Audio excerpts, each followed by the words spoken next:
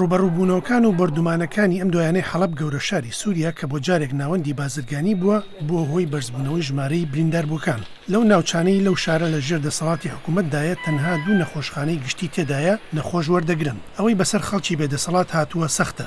پزیشکەکان دەڵێن ئەو 2 نەخۆشخانە گشتیە 90% ئەو برینداربووانە وەردەگرن. تەنانەت ئەوانەیشی پێشتر چوونەتە نەخۆشخانەی تایبەت دواتر بۆ ئەو 2 نەخۆشخانە گشتیە گوازراونەتەوە. لەوەتای مانگی 8ەوە ژمارەی برینداربووەکان بەرز بۆتەوە. دکتۆر زاهر حەجۆ لە ناوەندی نەخۆشخانەی زانکۆی حەڵەب دەڵێت شفنا خلال الفترة الماضية گۆڕانمان لە جۆری چەکەکانی گروپە چەکدارەکان بەکاری دێنن بینیوە. ئێمە ئەمە لە جەستەی بریندارەکاندا دەبینین چونکە برینەکانیان سەختترن لەبەر ئەوەی چەکەکان کوشندەترن.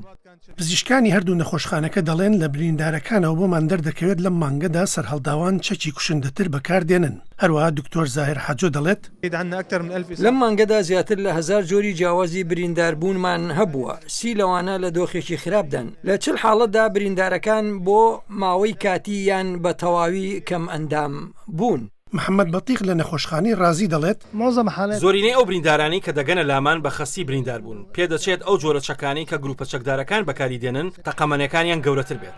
سەرباری ئەوە ڕێگای گواستنەوەی پێداویستی بۆ ناوچەکانی ژێر دەسەڵاتی حکوومەت بێمەترسی نییە لە بۆمبارانکردن. پزیشکەکان دەڵێن لە ئێستادا نەخۆشخانەکان دا و دەرمان و پێداویستی باشیان هەیە، بەڵام بەهۆی بۆمبارانکردنی ڕۆژانەوە بانکی خوێن هەرگیز وەک پێویست خوێنی نەبووە. تا ئێستا کۆتایی هاتن بە دیمەنی قەیرانەکان بەدی ناکرێت. خەڵکی حەلەبیش لەگەڵ دەنگی بۆمبارانکردندا شەو ڕۆژیان بەسەر دەبن.